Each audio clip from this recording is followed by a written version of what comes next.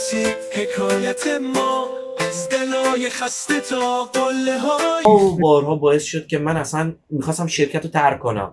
می اومدن نیروهایی که من دیولوب کرده بودم و گسترش داده بودم، زحمت براشون چندین ماه کشیده بودم، از صفر آورده بودمشون بالا، یا بعضیشون که صفر نبودن بازم تلاش کرده بودم که کلی چیز بهشون یاد بدم، می اومدن میکشیدن میبردنشون تو بخشای دیگه.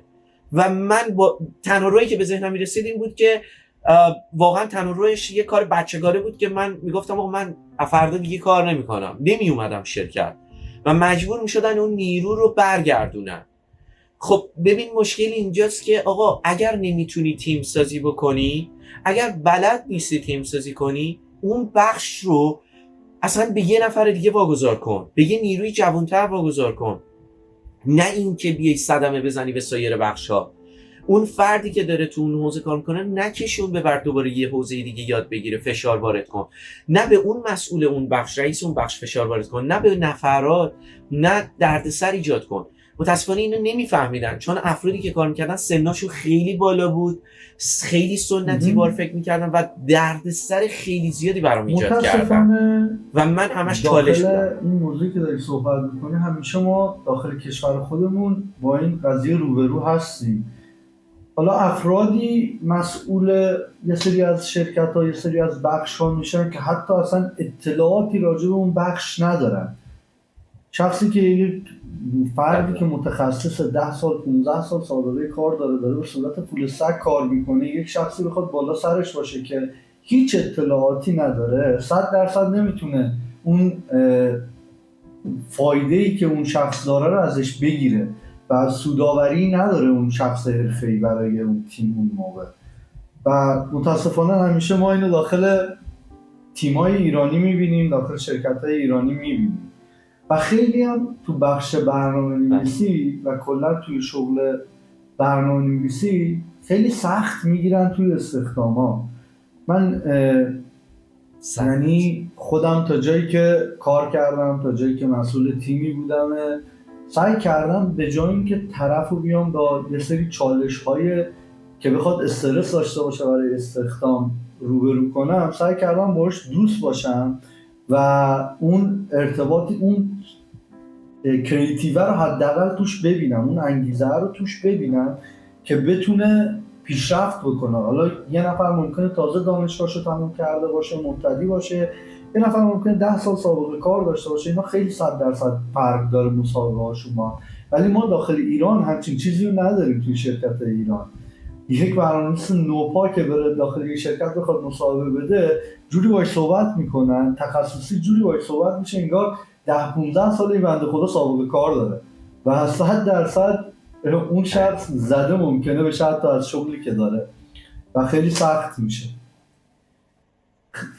من نکته‌ای که بگم اینه که تمام نیروهایی که آوردم به جز حالا یکی دو نفرشون بدون هیچ سابقه کاری، حتی خیلی از اسکیل یعنی لنگویج‌ها رو اصلا بلد نبودن. یعنی مثلا 6 ماه 7 ماه براشون زحمت کشیدم که مثلا یادشون بدم و خیلی سخت بود. و وقتی میدیدم یه دفعه‌ای اینا که میدیدن خب این بخش داره این همه محصول تولید می‌کنه، یه دفعه میومدن میکشیدنش، اصلا دیگه این اواخر نمیتونستم تحمل کنم. تا یه جایی تحمل کردم. مثلا یکی از نفراتی که من صدمه خوردم ازش حامد بود. حامد کشیدن بردن، یکی از قوی ترین نیروهام بود که داشت کمکم میکرد و حامد نیاز نبود براش مثلا اکسپلین کنم، چیزی رو براش توضیح بدم، کافی بود که کوچکترین چیزی رو بگم خودش کل ماجرا رو میگرفت و این بهترین نیرویی بود که کنار دستم مثلا میتونست کار بکنه. خب خودش به تنهایی تیم بود. من خب یه همچین فردی رو ازم گرفتم. خب گفتن آقا تیمت بزرگه، میتونی هدایت بکنی، اتفاقی نمیفته و مجبور شدم اوکی کنم برای اینکه بتونم پروژه رو از دست دادم. به هر حال اتفاقات خیلی زیادی افتاد و بدترین جاش اینجا بود که وقتی که برای یه مدت پروژه هایی که داشتیم به مرحله ایدئال رسیده بود، متاسفانه یک سری افرادی پیدا شدن داخل شرکت که این افراد خب در آستانه اخراج بودن توی شرکت، توی بخشای دیگه کار میکردن. وقتی که دیدن در حال اخراج شدن هستن و تعدیل نیرو داشت میکرد آوا، وقتی که میدید پروژه هایی که دستشونه موفق نمیشن. ما یه همچین افرادی رو داشتیم که توی شرکت داشتن خسارت وارد میکردن، یعنی فقط کاست داشتن، رفته بودن تو سایت تحقیقاتی و نمیتونستن هیچی رو به نتیجه برسونن. یعنی طرف مثلا 4 سال توی شرکت بود و فقط میگفت دارم تحقیقات میکنم و تحقیقاتش خب به هر حال به نتیجه نمیرسید. شرکت هم هیچ برنامه‌ای براش نداشت. خب برای اینکه بیان مشکل اون فرد حل بکنن، اومدن چیکار کردن؟ نیروهای من رو، بعضیشون رو اومدن واگذار کردن به این فرد. خب این فرد چیکار کرد؟ مثل این میمونه شما یه فرد سمی داشته باشین بیاد سمی میکنه بقیه افراد رو، و این بزرگترین خسارتی بود که به پروژه وارد شد. یعنی پروژه‌ای که داشت کلی کاستومر میگرفت، کلی اتفاقات براش میافتاد، وقتی که دیدم نیروهام دیگه سمی شدن، برای تمیز کردنشون، برای پاک کردنشون دیگه کاری نمیشه کرد، مجبور شدم لیو بدم. یعنی گفتم آقا دیگه الان موقعیتشه که من باید کشور رو ترک کنم، دیگه راهی ندارم. نیروهام دیگه سمی شدن، خیلی از نیروهام دیگه از تیمم رفتن نیستن و نمیتونم دیگه، واقعا کشششو ندارم دوباره بیام از صفر شروع کنم. و شرکت پیشنهاد سهامای مختلف داد، حتی شرکت بهم نزدیک به 3-4% تو اون اوج سهامی که داشت بهم داد و فقط کدورت داشت اتفاق میافتاد بین بچه‌ها. ترجیح دادم که در آستانه رهاشون کنم و گفتم که هر جایی که صلاح میدونید برید و ولشون کردم و از کشور خارج شدم، وارد ارمنستان شدم. تصمیم گرفتم که استارتاپ رو در خارج از کشور ادامه بدم و به شکل دیگه. رفتم دیگه، حالا رسیدیم به ترکیه و داستانی مختلف خودش رو داشت، خیلی دردسر کشیدیم که رسیدیم به ارمنستان. من رسیدم به ارمنستان با محمد دوستم و بعد از اینکه ما با محمد رسیدیم به ارمنستان، توی ارمنستان شروع کردیم به پیاده سازی یک بیزینسی که تو سایت برنامه‌نویسی باشه، نه دقیقاً خود تل اکس که اسم قبلیش اصلا کلیش هکسپا بود و پروژه‌های دیگه‌ای که داشت. شروع کردیم با طراحی سایت و مختلف کارهای مختلف بتونیم یه بودجه کسب کنیم. شرایط خودش رو داشت، سختی خودش داشت، خوردیم به کرونا و بیزینس رو از دست داشتیم میدادیم و نمیشد. تصمیم گرفتیم که بیایم چیکار بکنیم. استارتاپ تلهکس رو من با چندین شب نخوابی دردسرایی که داشت، دوباره اومدم نسخه قدیمی رو شروع کردم به شبیه سازی کردن، سرور رو پیاده سازی کردن، همه سایت هاش رو کد زدن. شب نخوابی خودش رو کشیدم ولی این بار دیگه تیمی نداشتم و باید همه کارها رو به تنهایی میکردم. همه این اتفاقات افتاد، اومدم ساختمش و دعوتنامه لیتوانی رو گرفتیم برای استارتاپ. رسیدیم، اومدم رفتم با یک نفر صحبت کردم، با محمد اومدیم مشورت کردیم که یه فرد رو وارد کنیم که بیایم سرمایه گذاری کنه. خب اون فرد هم اومدیم سرمایه گذاری بکنیم. رفتیم، نمیتونستیم ویزا بگیریم توی ارمنستان به خاطر اینکه کرونا بود. رفتیم ترکیه ویزا، دیر رسیدیم به ویزا، گفتن اکسپایر شده دعوتنامه. من مجددا باید همه مراحل گرفتن دعوتنامه رو توی کمتر از چند روز انجام میدادم و توضیح میدادم که این ایده چی کار میکنه. همه این کارا رو انجام میدادم، حمایت کردن و یه ویزا دادن، ویزای سطح بالا دیگه، بالاترین سطح ویزای تایپ دی بود اون موقع، به ما دادن. ما رفتیم لیتوانی. رسیدیم تو لیتوانی، فردی که انتخاب کرده بودیم به دلیلی که تجربه کافی توی سایت بیزینسی نداشتیم اشتباه بود و خب متاسفانه سرم کلاه گذاشت، بلاهای خیلی بدی سرمون آورد. مدارک تحصیلی من رو برداشت و برد. آره، بدترین بلایی بود که سر من برد. و جالب اینجاست، از اونجایی که من خیلی توی ساید این چیزا نیستم و خیلی تراست میکنم به مردم و افراد و اطرافیانم. شکرتون همه چی با آزاد ایرانی بود، درسته؟ و خارج از کشور هم با شاشته شده 100%، درسته؟ آره، خارج از کشور از اون همیشه یه نقشی ایفا میکنن تو زندگی، افتخار آفرینی میکنن. خب و متاسفانه من نفهمیدم تا یک سال بعدش یه روز که اومدم مدارکم رو باز کنم، خب من هیچ وقت سمت مدارکم نمیرفتم، چون معمولا هیچ جا تا حالا از من مدارک نخواستم، مدارک تحصیلی. خوشبختانه حالا میشه گفت به خاطر تجربه سابقه که داشتم، رزومه و شرایطی که میبینن یا مثلا یه مصاحبه انجام میدن، معمولا هیچ وقت از من مدارک نخواستن. یعنی حتی تو سفارت هم از من مدارک تحصیلی نخواستن، یعنی گفتن رزومتون رو بررسی کردیم کافیه، نیازی نداریم که ببینیم. من سمتش نرفتم، مدارک تحصیلیم گفتم اوکیه. بعد از 1 سال خورده همینجوری اتفاقی من میخواستم مدارک رو برای یکی از دوستانم ارسال کنم، ما قرار بود یه کاری رو شروع کنیم. من دیدم کلا فقط میشه گفت کاغذ سفید و باطله توی پوشمه و خیلی برام عجیب بود. گفتم چرا فقط باطله و سفید توی این کیف مدارک و این پوشمه؟ وقتی که با محمدم بررسی کردیم و فکر کردیم که کجا بوده، آخرین باری که سمت مدارک رفته بودم همون زمانی بود که این فرد با ما در یک مکان بود. یعنی بعد از اون هیچ کس دسترسی نداشت به این مدارک، هیچ کس. یعنی بارها مرور کردیم و موارد مختلف و یادمون افتاد که چندین بار سوال کرد که راستی مدارک تو کجا نگه داری؟ دیگه متوجه شدیم که همونجا مدارک ما رو برده. حالا خوشبختانه اتفاقی که افتاده بود، آخرین مدرک تحصیلی من چیزی بود که لیسانسم بود، توی یه جای دیگه قرارش داده بودم و اون از بین نرفته بود. و قبل از خروجم از ایران من وکالت تام داده بودم به خانواده‌ام و از اونجایی که حتی دانشگاه هم در مورد من به اندازه کافی میدونست، به محض اینکه خانواده‌ام رجوع کردن به اونجا برام مدارک حل رو صادر کردم و این فرد این فرد فکر اونجا رو نکرده بود که مثلا این ویدیو پخش میشه و پابلیک میشه و خودش صحبتای تو رو میشنوه. به جایی نمیتونن برسن اینجور افراد و 100%. متاسفانه توی کشور ما، مخصوصا ایرانیایی که داخل کشورهای خارجی زندگی میکنن، من الان 8 سال بیرون از ایران دارم زندگی میکنم و اونقدر خوبی از مردم عزیزم تو این کشور دیدم، اونقدر خوبی دیدم که نمیتونم بشمارمشون.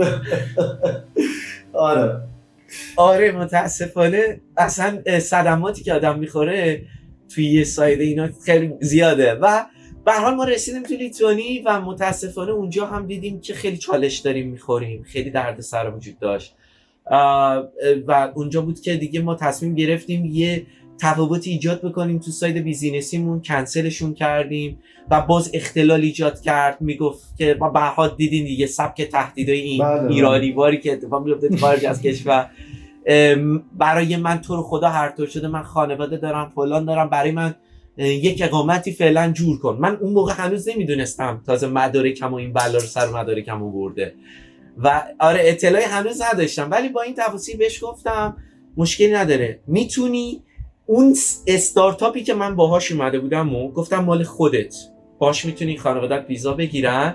یعنی در این حد بخششم کردم. همه عموما هر کسی که از دوستان من باشم میشناسن من خیلی بخشندم، یعنی تمام زندگیم تلاشم کردم، چه زمانی که کارآموز داشتم چه زمانی که میگم برای حقوق اونا، موارد مختلف، همیشه در همه جا تلاش کردم که تا جایی که میشه از حقوقشون دفاع کنم، از حقوق افراد مختلف کمک کنم، اگر اشتباهی کردن راه بخشش بذارم، راه جبران بذارم. اما گفتم مسیر من و تو جداست چون خیلی دروغ دارین میگین. به هر صورت این استارتاپ دوباره به یه چالش مواجه شد و مجبور شدم که گفتم خب محمد دید خیلی دیگه داره هزینه برمیشه، خیلی مشکلات داره ایجاد میکنه، تصمیم گرفت که از این چالشی یه ذره دور بشه. محمد که رفت سمت ترکیه و اومد سمت ترکیه و دیگه رفت اینجا و منم مسیرم دیگه تغییر پیدا کرد. تصمیم گرفتم که دیگه یه جورایی سمی شده بود لیتوانی بازم برام. تصمیم گرفتم که دوباره از این کشور خارج بشم، به خاطر اینکه باز چالش‌های مختلف داشتم. اسپانسرایی که من گرفتم، من تا مرحله‌ای رسیدم که اسپانسر 1 میلیون یورویی گرفتم برای استارتاپ و اسپانسرم رو هم داشت سمی می‌کرد، یعنی به خاطر اینکه خودش دیگه موفق نشده بود همچنان داشت سعی می‌انداخت، یعنی تمام زندگی و بودجه‌اش داشت غیر مستقیم بدون که حتی خانواده‌اش متوجه بشن اومده بود داشت تلاش میکرد، حاضر بود صدمه بزنه، خرج بکنه، هزینه بکنه فقط برای اینکه این کارو بکنه. با اینکه من برای خانواده‌اش به شکل دیگه ویزا اوکی کرده بودم، یعنی بتونن تحصیل بکنن، کاراشون رو انجام بدن، یعنی برای اونا نذاشتم مشکلی اتفاق بیفته. ولی به هر حال چون مسیر غلطی رفت، یه جورایی شبیه به شنگن بند شد. یعنی مسیر غلط باعث شد که به مرحله شنگن بند برسه، یعنی نه تهدیداتش نه کارایی که کرد به هیچ جا نرسید، به ضررش تموم شد.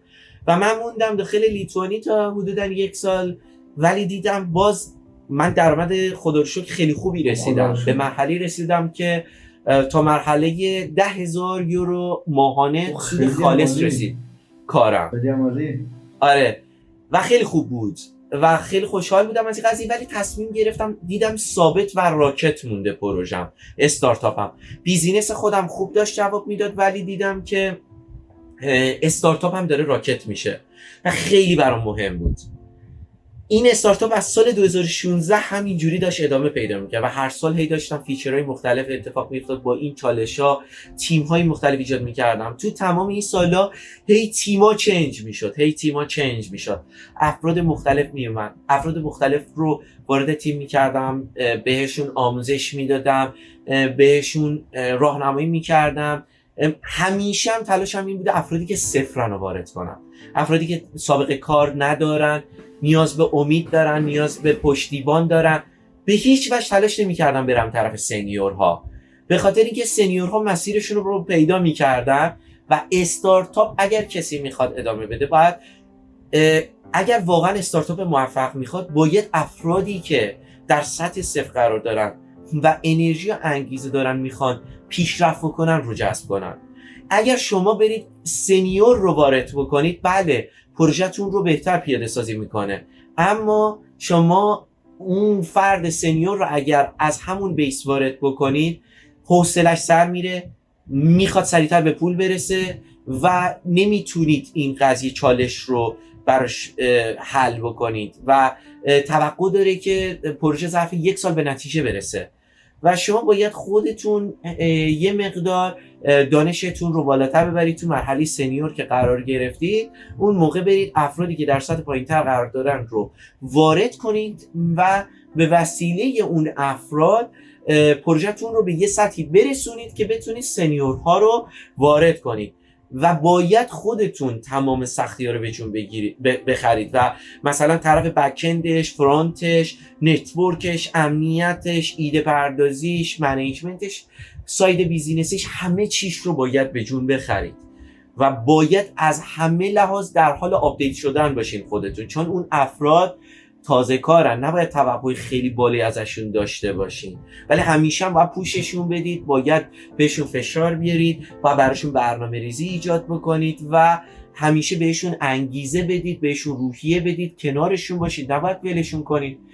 به هر حال این کارها باعث شد که من نگهش دارم و در نهایت وقتی که رسیدم به انگلیس، با اینکه هنوز من به اون سودی که در لیتوانی بودم نرسیدم، سیستماتیک هم متفاوت تر شد.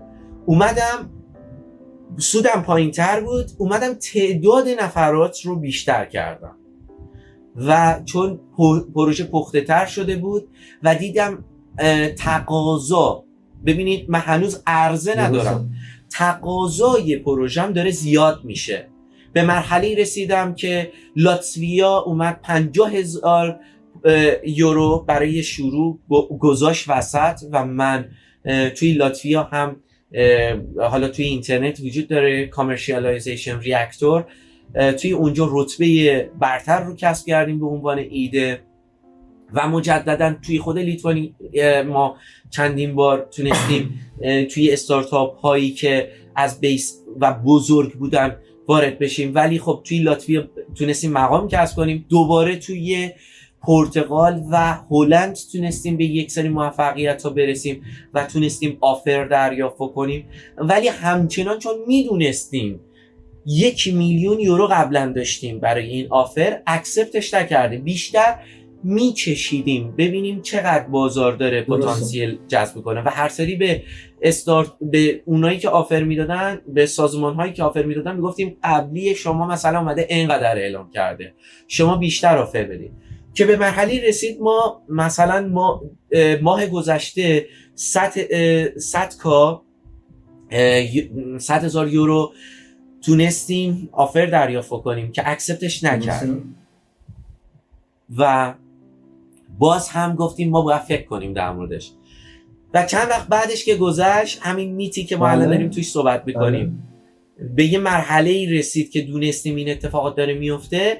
اینو نشون ندادیم، باز اومدیم یه پروژه دیگه که از خانواده همینه توی همون بحث واکیتاکیه PTT مون رو پوش تو تاکمون رو نشون دادیم با امکانات بیشتر و کیفیت بیشتر و پلتفرم‌های بیشتری که ساپورت میکرد پروژه رسوندیم به مرحله‌ای که تا 150,000 تا اومدن به ما آفر دادن و اومدن. الان وقتی که ما توی هفته پیش ما اومدیم میت رو باز هم بهشون نشون دادیم، آفر باز هم رسید نزدیک به 500,000 تا و من باز به بچه‌ها گفتم که این هم ما اکسپت نمی‌کنیم.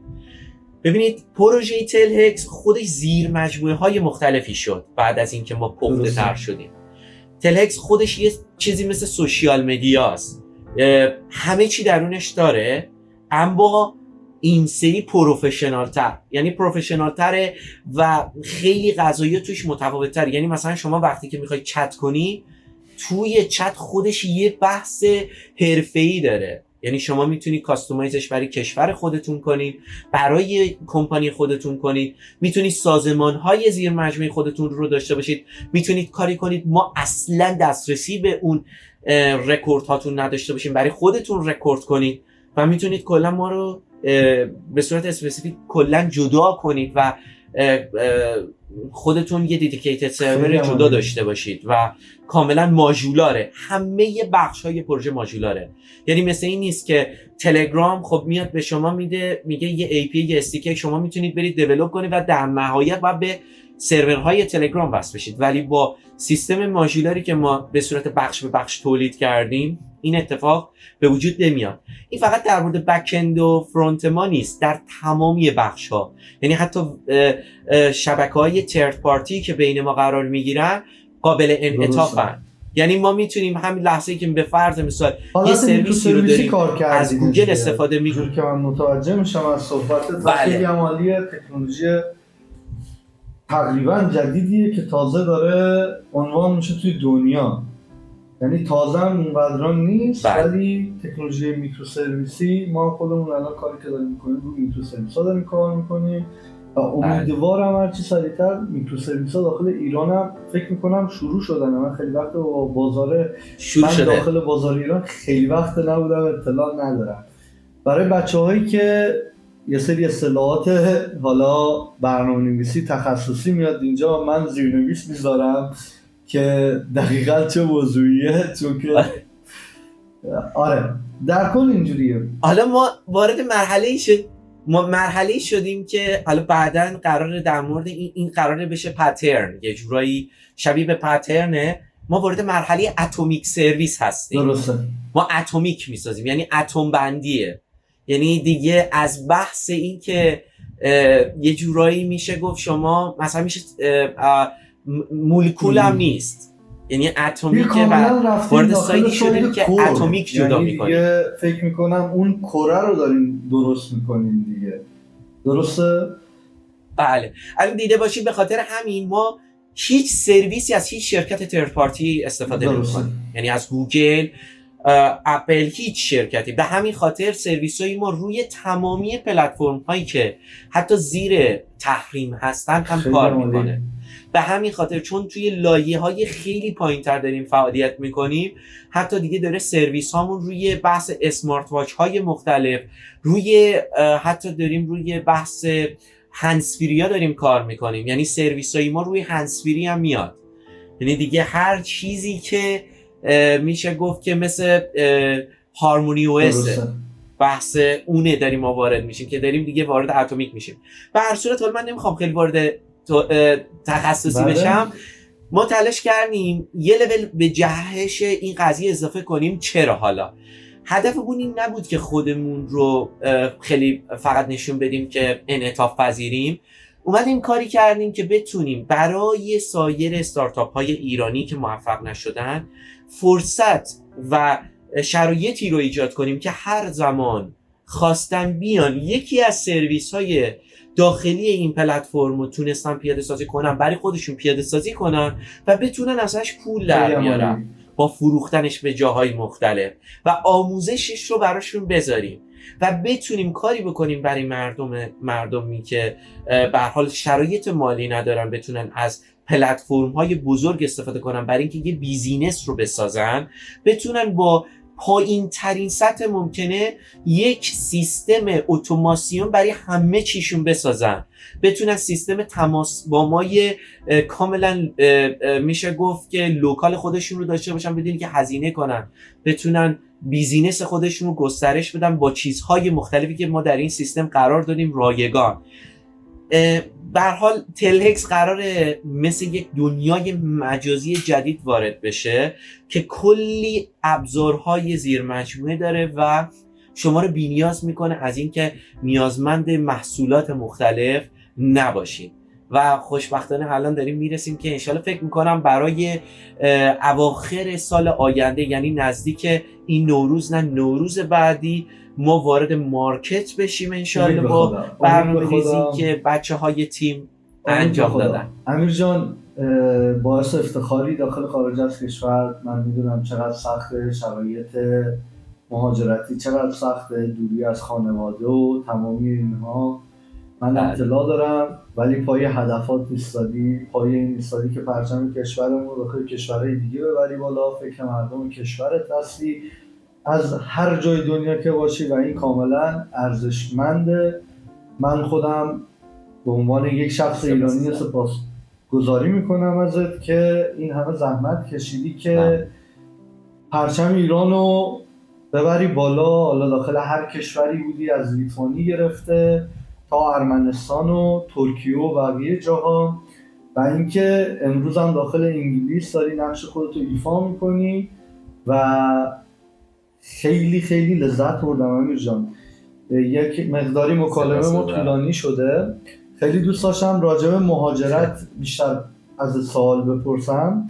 حالا امید به خدا ما ویدیوها رو برای بچه‌ها میذاریم، اگر درخواست ها زیاد بود میایم راجع به مهاجرت انگلیس با امیر جان صحبت میکنیم، از نظر استارتاپی تا بقیه چیزها چه شرایطی وجود داره که چجوری مهاجرت میتونن بکنن به انگلیس، و با امیر دوباره گفتگوی دیگه میذاریم. دیگه همه چی به حمایت بچه‌ها بستگی داره. خیلی ممنون، بازم تشکر میکنم ازت و بابت تایمی که بهمون دادی. لذت بردم از صحبت کردم باهات و همین. خدافظی با مخاطبا داری میتونی انجام بدی و خدافظی کنی. بله بفرمایید. خیلی خیلی خوشحال شدم، دست شما در نکنه، ممنونم بابت این دعوتتون. انشالله که امیدوارم نکاتی باشه که کمک بکنه به همین کسایی که میخوان شروع بکنن و آخرین حرفم اینه که انشالله هر جایی که هستید، از اونجایی که ایرانی‌ها کاملا، من همیشه گفتم همه ایرانی‌ها هوش و استعداد خیلی بالایی دارن، به هیچ وجه در هیچ جای دنیا با هزاران سنیور برنامه‌نویسای مختلف کار کردم و دیدم هیچ برنامه‌نویسی به قدرت و هوش و ذکاوت ایرانی من ندیدم و هر زمان و هر سنی که هستید، در هر شرایطی که هستید، اگه میخواید وارد حوزه تکنولوژی بشید دیر نیست، اما حتما مشاوره بگیرید از یک سنیوری که موفق بوده، تونسته به یک جای خیلی خوبی برسه در حوزه تکنولوژی. مشورت بگیرید که درست گام بردارید اگر سنتون خیلی بالاست یا خیلی سنتون پایینه، و مطمئناً میتونید مسیر خوب خودتون رو پیدا کنید. یه ذره سختی داره هر چیزی، ولی موفق و پیروز باشید. خیلی خوشحالم و ممنونم بابت این دعوتتون. خب بچه‌ها، ممنون که تا اینجا ویدیو نگاه کردید. امیدوارم که از حرفای امیر استفاده کامل رو ببرید و حمایت ما فراموش نشه. ما ساعت‌ها داریم زحمت میکشیم روی این ویدیوهایی که میگیریم، هماهنگی‌هایی که میکنیم، فقط برای اینکه بتونیم اطلاعات شما رو توی هر زمینه بالاتر ببریم. لایک، کامنت، سابسکرایب فراموش نشه. دوستتون دارم. ممنون از چشمای زیباتون که تا اینجا برنامه ما رو دنبال کردید. همیشه پیروز باشید. قطع کن. ممنونم. خدا نگهدار.